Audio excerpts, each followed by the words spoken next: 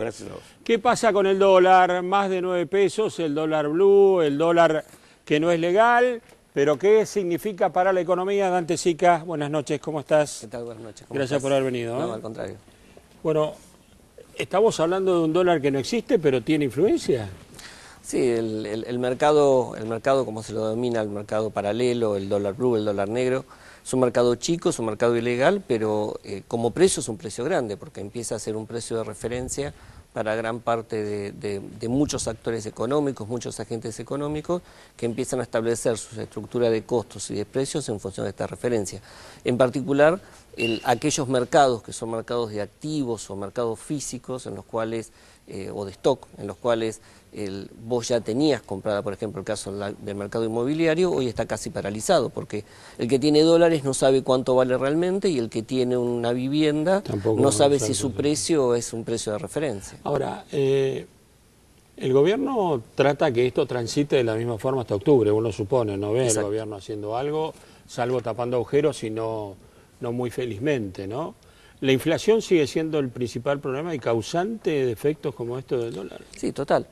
Mientras sigamos teniendo una inflación tan alta y fundamentalmente no reconocida por el gobierno ha decidido políticamente no reconocer la inflación, con lo cual no puede tener políticas antiinflacionarias, porque tener una política... Sí, el gobierno no lo reconoce, pero nosotros, la gente sí. Bueno, nosotros la sufrimos y se sufre en los efectos que tiene la inflación. Y fíjate que el gobierno, toda su política es una política de contención, pero no de detención. O sea, contiene los efectos de la inflación o trata de contener los efectos de la inflación, pero no detiene el problema que la está causando. Ahora, queda claro esto cuando lanzan un congelamiento y hay una inflación de 0,7 y el gobierno insiste que es exitosa y la gente ve que aumenta. Lo de las naftas es un escándalo, digo, no sabés... A ver, son congelamientos virtuales, porque realmente no conocemos los precios de inicio, hay mucho corrimiento, o sea, todas las medidas tienden a tratar de contener los efectos, pero nada de tener las causas. Y es claro que el gobierno quiere ganar tiempo hasta fin de año. El problema es que solo ganar tiempo hasta fin de año es por un problema eleccionario, pero no está tomando ninguna medida que pueda de alguna manera... Después de octubre, de acuerdo al resultado, ¿el gobierno va a tomar medidas o sin importar el resultado va a tomar medidas? Yo creo que después de octubre el gobierno tiene que tomar medidas. Y la principal medida que tiene que tomar es una de las cuestiones principales que está generando esta mayor inflación y los efectos es que hay mucha liquidez en el mercado. ¿Y por qué hay tanta emisión? Porque el gobierno tiene un déficit fiscal, que este año estará alrededor del 1,5%, que lo sigue financiando básicamente con emisión. Por lo tanto, el gobierno tiene que decidir o bajar el gasto, y en este caso trabajar sobre los subsidios, en especial a la energía y al transporte, o cambiar la forma de financiación. Le va mal este año. Bueno, este año va a ir peor todavía. Porque por eso este año va peor, se va a gastar más plata que el... Exacto, por el problema que hubo en Ensenada, que casi paralizó una planta que genera el 30% de la producción de todos los combustibles líquidos del país. Dicen que lo de Ensenada fue muy grave, no sé si sabemos toda la gravedad de lo que pasó. No, digo, es grave en este sentido. Por eso no digo, pero incluso es más grave de lo que podemos suponer. Sí. Pero el gobierno está diciendo que va a poder ponerla operativa en las próximas semanas en el 50%, pero implica que por lo menos este año vamos a tener que importar adicionalmente al año pasado el 15% de la producción total de combustibles líquidos. Miles de millones de dólares y esto puede llegar a lo que es el déficit que estaba estimado para este año en alrededor de 5.000 millones, 4.700 millones de dólares del déficit del sector energético, puede pasar casi a 6.000 millones de dólares. O sea, que la holgura que este año vamos a tener en materia de los dólares que iban a ingresar por la mejora de la cosecha, de alguna manera el gobierno la pierde, porque ahora va a tener que tener un mayor impacto en términos de lo que son las importaciones de energía y combustible. Entonces, Argentina tiene dos problemas que no resuelve, que son los que generan el desequilibrio de bases de la macro. Por un lado, la errática y confundida política energética que viene llevando hasta ahora el gobierno, y por otro lado, la forma en la cual el gobierno financia el déficit fiscal.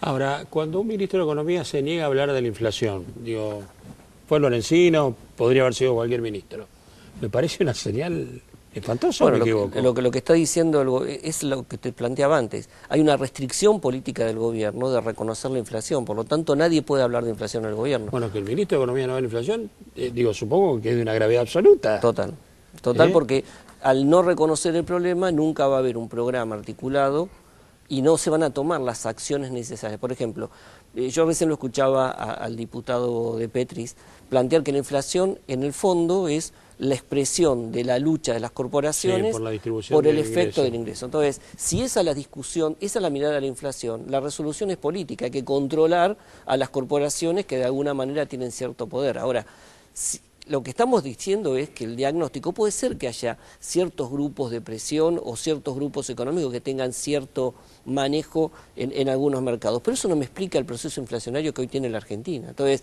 tenemos que reconocer el diagnóstico y tenemos que a partir de ahí tener las acciones de política para hacerlo. Ahora, vos hablás de la necesidad de cambios en octubre. Esto, bueno, ya es una mala palabra, pero digo, ¿cómo se acomoda el tema del dólar? El tema del dólar es difícil que se acomode con este nivel de emisión. Por lo tanto, lo que tenemos que plantear para adelante es si el gobierno después de octubre va a tomar algunas medidas, en especial referidas a la estructura de gasto y financiamiento y a bajar la tasa de emisión. Si el gobierno no baja la tasa de emisión porque sigue financiando o no corrige el déficit fiscal o no lo financia de una manera que no sea con emisión, vamos a seguir conviviendo con este tipo de cambio. Y lo peor que puede pasar es pensar que solo se soluciona devaluando. Esto no es un problema de devaluación. No, porque la pelea que el gobierno plantea es lo que me exigen que resolvamos esto, me plantea devaluación, ¿no? Pero es que así. El problema no es el dólar, el problema es el peso. El problema es que nosotros perdimos la capacidad de tener una moneda que sea reserva de valor. En Argentina históricamente el dólar reflejaba las buenas y malas expectativas. Hoy refleja las malas y lo que refleja es que la gente tiene miedo. Miedo de perder el trabajo, miedo de no poder vender o que caiga el nivel de consumo, miedo que las empresas no pueden girar utilidades al exterior. Y cuando los agentes económicos tienen miedo, tienden a retenerse en posiciones líquidas y no gastar y afectan el nivel de actividad. En Argentina, como el peso no tiene reserva de valor, todos nos inclinamos al dólar. Entonces, mientras tengamos este fuerte nivel de liquidez y la gente con miedo, que de alguna manera quiere tener algún tipo de resguardo, va a seguir la presión sobre el tipo de cambio. Dante, digo, hay un gran debate hoy en la Argentina por la reforma judicial. Ya las inversiones venían retaseándose. ¿Crees que eso puede influir, puede inmovilizar más? A ver, es un elemento más. Decir que ahora por la reforma judicial no va a haber inversiones sería demasiado maniqueo, pero es un elemento más. A ver, primero, nadie pone plata en un país que entra a los dólares a 5 y para sacarlos tiene que pagar 9, porque fíjate la tasa de rentabilidad que tendrías que tener en esa operación para poder llevar adelante el negocio. Entonces, es claro que hoy en la Argentina, en el último año y medio, la inversión se ha detenido, tenemos empresas que están tomando posiciones de salida y otras que están de alguna manera a la defensiva. ¿La defensiva qué es? Cuidar el capital, tratar de mantener el valor de la empresa, pero no hacer grandes movimientos de expansión.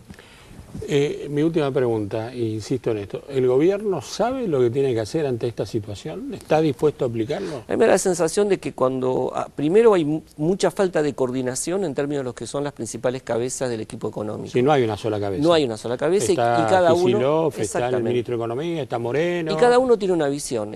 Lorenzino tiene una, y más cercana quizás al posicionamiento de Vudú. Moreno y Kicillof están en otra, me parece, en otra sintonía. El problema es que las fallas de coordinación en una situación de escasez generan y aumentan mayor incertidumbre. El problema es cuando el gobierno tome la decisión, ¿quién va a tomar la decisión? O sea, ¿cuál va a ser el programa o la mirada sobre la economía que va a primar? La toma la presidenta, pero ¿en base a qué esquema? Sobre la idea de que estamos ante un problema de déficit fiscal, de emisión y que tenemos que controlar la inflación por ese lado, o es un problema de que solo tenemos que aumentar los grados de controles sobre las corporaciones, sobre las empresas, sobre los distintos mercados porque la inflación no existe y acá hay un problema de presión? Gracias, Dante, por haber venido. Gracias.